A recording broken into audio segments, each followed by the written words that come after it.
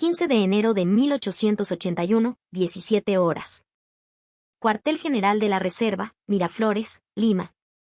A pocos kilómetros de los reductos, en una casona requisada que servía de comando improvisado para el dictador supremo, Nicolás de Piérola.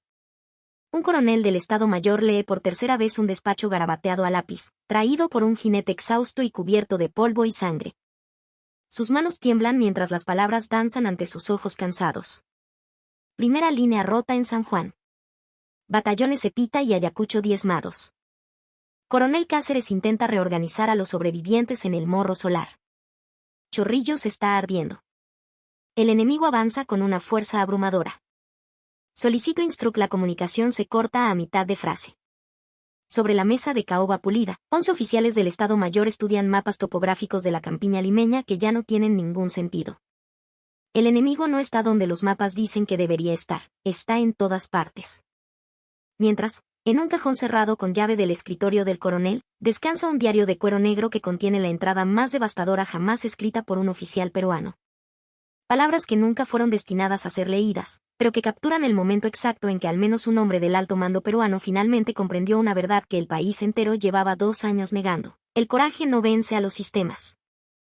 Lo que ninguno de los hombres en esa habitación sabe todavía es que el despacho fragmentario desde San Juan representa no solo la destrucción de la primera línea de defensa de Lima, sino la demolición final de una ilusión que ha guiado la estrategia del Perú desde el inicio de la guerra. La creencia de que el entusiasmo patriótico y el ardor de un pueblo en armas podrían superar la fría y abrumadora superioridad material del ejército de Chile.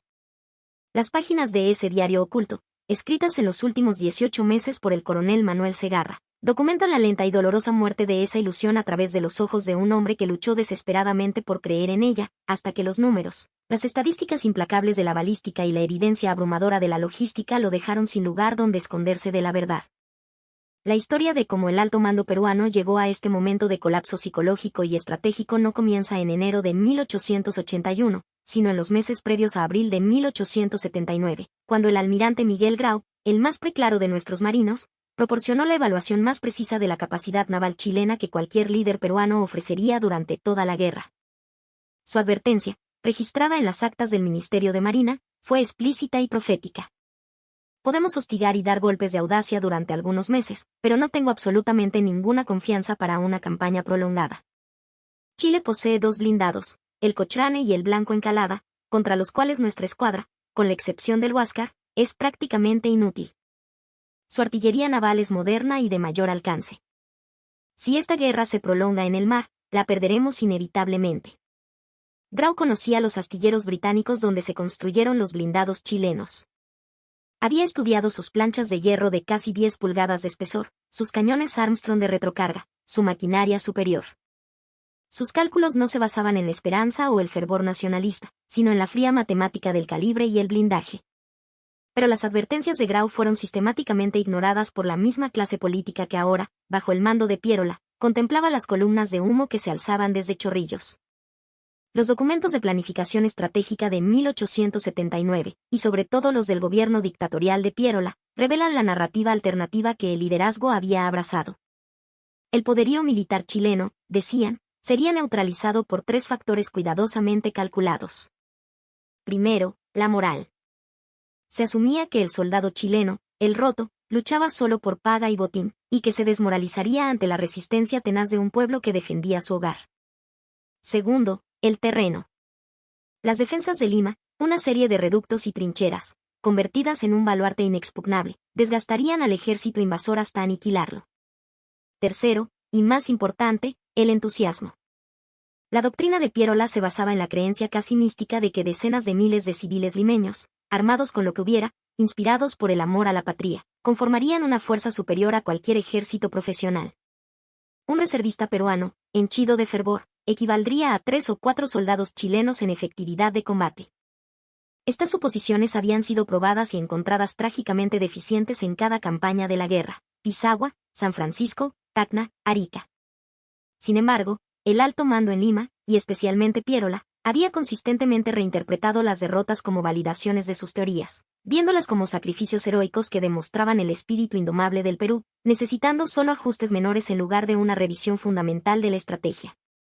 Es aquí donde el diario del coronel Segarra se vuelve extraordinariamente valioso como documento histórico.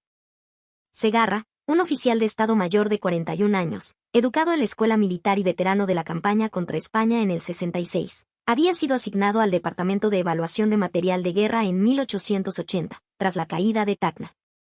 Su función era analizar los informes de combate, calcular las capacidades del enemigo y proporcionar evaluaciones sobre nuestro propio armamento.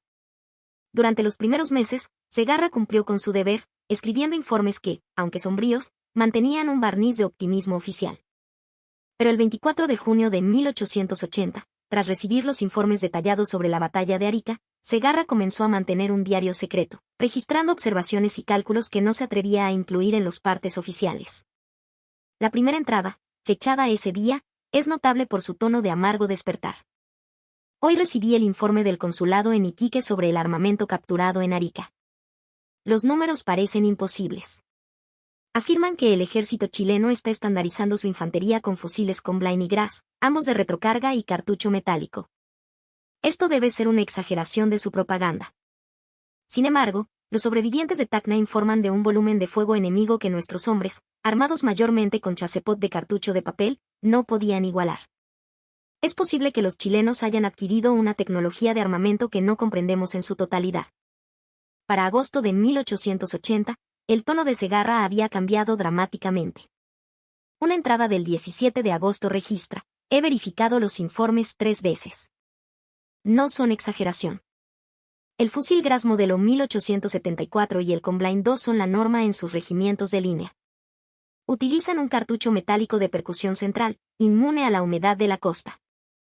Un soldado entrenado puede mantener una cadencia de 10 a 12 disparos por minuto. Nuestro Chasepot, un fusil excelente en 1866, utiliza un cartucho de papel y tela que se deshace con la humedad, dejando residuos en la recámara. Después de 10 o 15 disparos, la aguja percutora se llena de hollín y el arma se vuelve inoperable hasta su limpieza. Nuestro mejor tirador, con suerte, logra 4 disparos por minuto antes de que su arma falle. Las matemáticas son inexorables. No podemos ganar un duelo de fusilería. Simplemente disparan más rápido y con mayor fiabilidad de lo que nosotros podemos responder. El 4 de septiembre de 1880, Segarra presenció algo que lo sacudió profundamente: una demostración de la artillería chilena Krupp, basada en informes de observadores extranjeros. La entrada de su diario esa noche revela el comienzo de su crisis de fe. El mayor del Solar presentó datos sobre la artillería Krupp del enemigo. En la campaña de Tacna, desplegaron cañones de acero de 75 y 87 milímetros, de retrocarga. Podían disparar una granada de casi 9 kilos a más de 4.500 metros con una precisión aterradora. Para la defensa de Lima, nosotros contamos con nuestros cañones, Huite y Grip, fabricados en la Maestranza de Lima, con el bronce de campanas de iglesia fundidas. Son de avancarga, su alcance efectivo no supera los 2.000 metros, y cada disparo es una apuesta sobre si el proyectil saldrá por la boca o si el cañón mismo reventará. Cuando presenté estos números al círculo cercano del dictador, él desestimó los datos como alarmismo que no considera el valor de nuestros artilleros. Pero ¿y si no lo es? ¿Y si los chilenos realmente poseen esta capacidad? ¿Cómo puede el valor de tener un proyectil de acero que viaja 3 kilómetros y explota sobre tu cabeza? La negación del dictador Pierola es particularmente notable porque él era el arquitecto de la estrategia del entusiasmo, y se convertiría en el defensor más vocal de luchar hasta que cada civil muriera antes que aceptar la rendición. Su rechazo a confrontar los datos técnicos era sintomático de una ceguera sistémica que permeaba el alto mando. Para octubre de 1880, Segarra estaba recopilando estadísticas comparativas que pintaban un cuadro cada vez más deprimente. Una entrada del 23 de octubre tabula los datos devastadores. Chile ha importado de Europa más de 40.000 fusiles de última generación desde 1879. El Perú, debido al bloqueo y la falta de crédito, ha logrado introducir menos de 15.000, la mayoría de modelos anticuados. Chile posee más de 100 piezas de artillería Krupp de campaña y montaña. Nosotros tenemos menos de 50 piezas de artillería moderna, y el resto es una colección heterogénea de cañones de fortaleza y piezas artesanales. Sus soldados visten uniforme de lana, calzan bototos de cuero y reciben raciones diarias. Nuestros reservistas visten su propia ropa de civil, calzan hojotas y sus familias deben traerles la comida a las trincheras. No estamos compitiendo con un país en guerra, estamos compitiendo con un sistema logístico y militar organizado que opera a una escala que nuestros planificadores nunca imaginaron. El punto de quiebre para Segarra llegó en noviembre de 1880, después de una conferencia de Estado Mayor donde se discutió el plan de defensa final para Lima. Se glorificó el sacrificio de Bolognesi en Arica. Los oficiales superiores celebraron esto como la validación del espíritu de lucha peruano, el ejemplo a seguir para los defensores de la capital. Segarra escribió esa noche: Arica es declarada una victoria moral porque nuestros hombres lucharon hasta el último cartucho. Pero aquí están los hechos que nadie menciona. Chile perdió menos de 500 hombres para tomar el Morro. 2 días después, sus heridos eran evacuados en barcos hospital. Una semana después, Arica era un puerto operacional para su logística. ¿Cuánto tiempo nos tomará reemplazar a los 1.900 soldados y oficiales experimentados que perdimos allí? ¿Cuánto tiempo para fabricar los cañones y fusiles que se perdieron? Chile puede reemplazar sus pérdidas en semanas. Nosotros no podemos reemplazar las nuestras en absoluto. Esta es la ecuación que nadie quiere discutir. Para diciembre de 1880, las entradas de Segarra se volvieron cada vez más sombrías y detalladas. El 18 de diciembre escribió una entrada que ocupa 6 páginas completas, documentando lo que él llamaba el problema del reservista. Hoy revisé los registros de los batallones de la reserva. Son más de 20.000 hombres, llenos de patriotismo. Pero su entrenamiento es una farsa. Un joven abogado o un artesano recibe un fusil Peabody que nunca ha disparado, se le enseñan los movimientos básicos durante un par de domingos, y se espera que se enfrente a un veterano de las campañas del desierto, un soldado que ha vivido, marchado y combatido durante 2 años. Nuestros reservistas no saben cómo cavar una trinchera adecuada.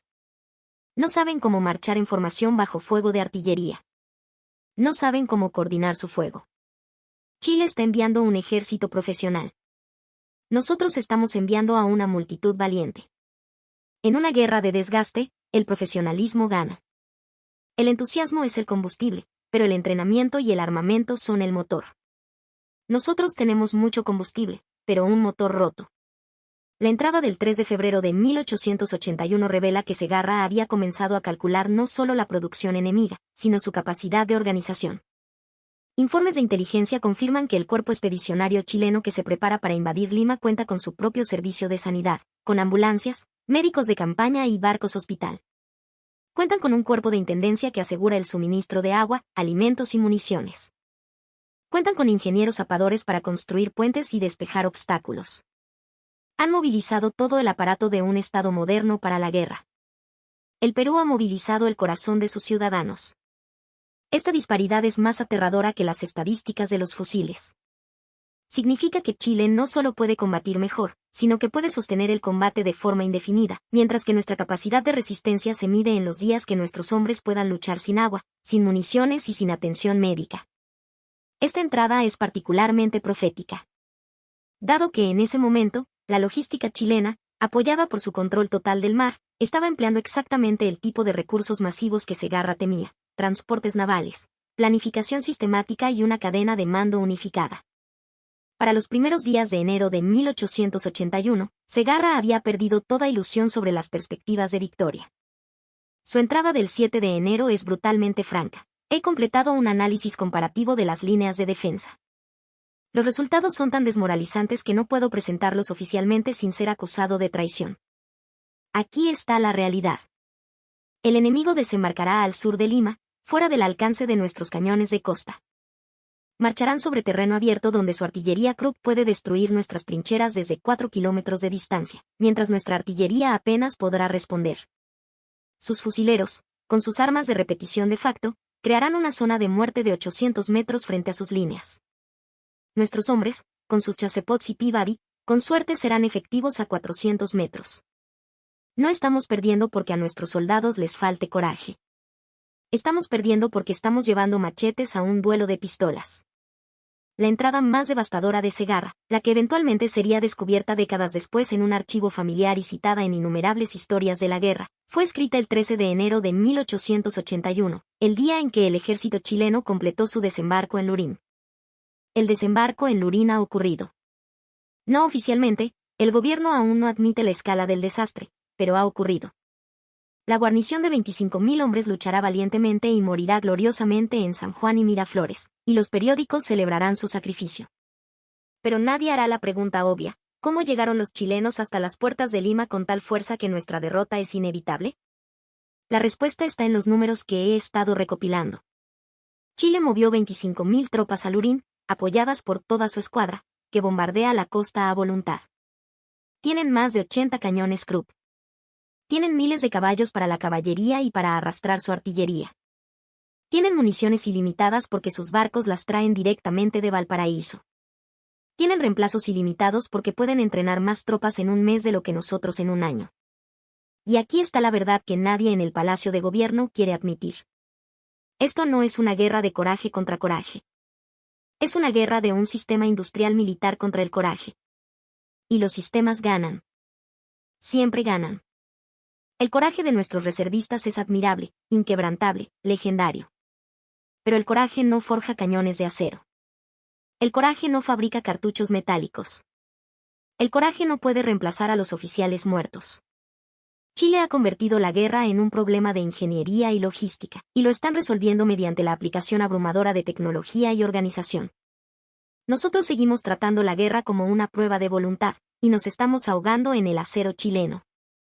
Esta entrada, fechada 13 de enero de 1881, representa el momento exacto en que un oficial peruano de alto nivel articuló por completo lo que el alto mando se negaría a admitir por otras 48 horas, que la defensa de Lima era imposible no por falta de valor, sino por imposibilidad matemática.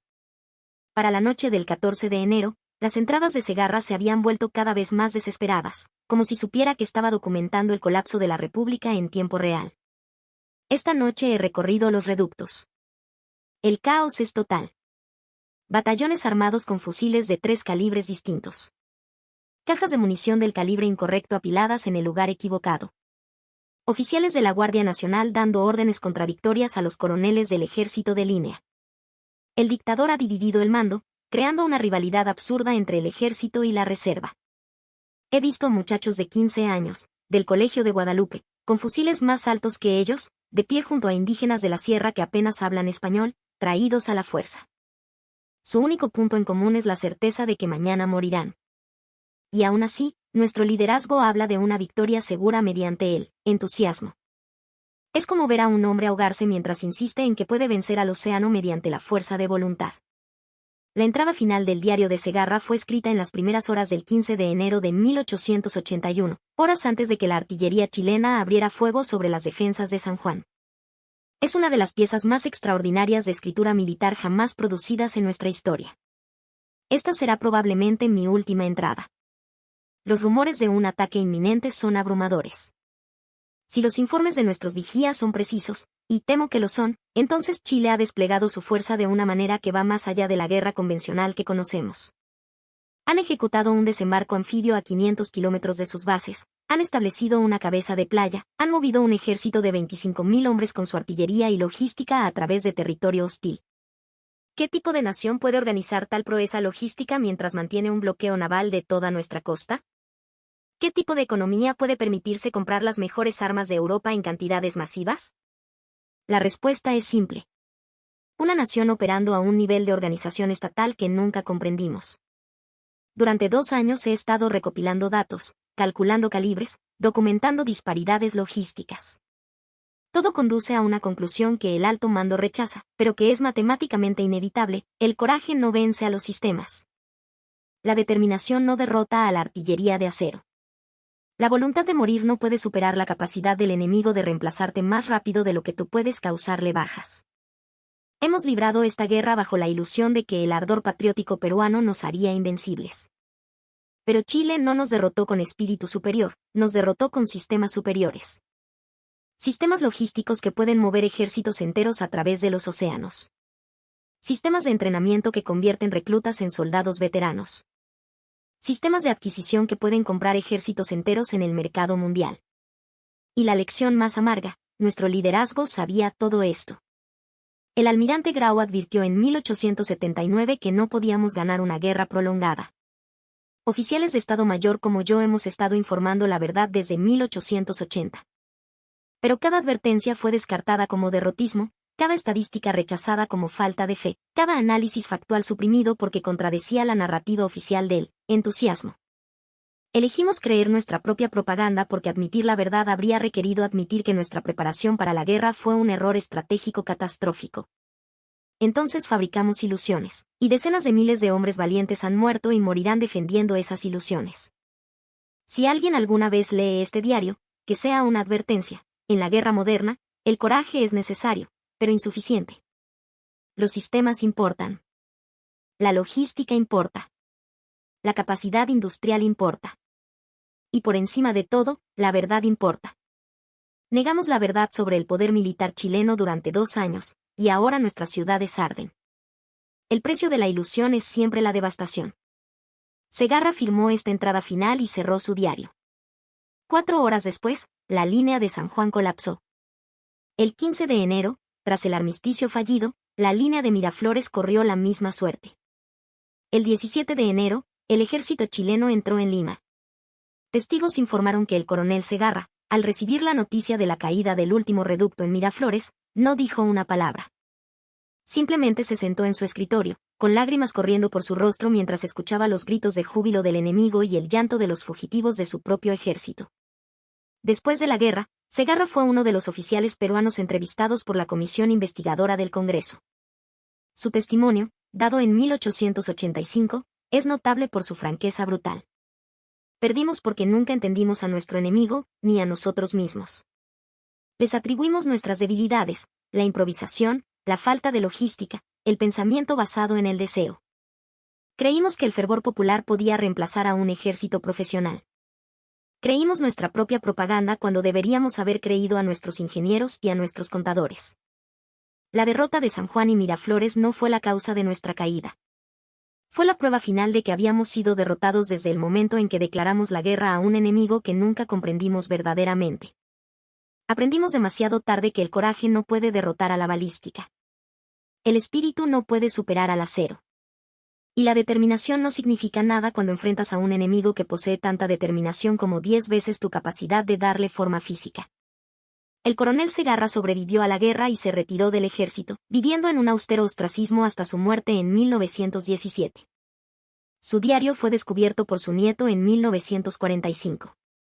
Fue publicado por primera vez, en una edición limitada, en 1983. Las últimas palabras de Segarra, según su hija, fueron: le dijimos a nuestros muchachos que su entusiasmo conquistaría todo, pero entusiasmo sin fusiles modernos y sin municiones es solo una muerte valiente. Si esta historia reveló algo que nunca supiste sobre cómo el reconocimiento de la realidad llegó demasiado tarde para salvar a Lima, suscríbete. Estas historias importan no solo como historia, sino como recordatorios de que negar la realidad tiene consecuencias mortales, sin importar cuán valientes sean tus soldados. El diario de Segarra nos habla a través de las décadas. El coraje no vence a los sistemas. La determinación no derrota a la industria. Y la verdad negada se convierte en destrucción inevitable. Los peruanos creyeron que el ardor patriótico era suficiente. Para cuando comprendieron que no lo era, Chorrillos ardía y el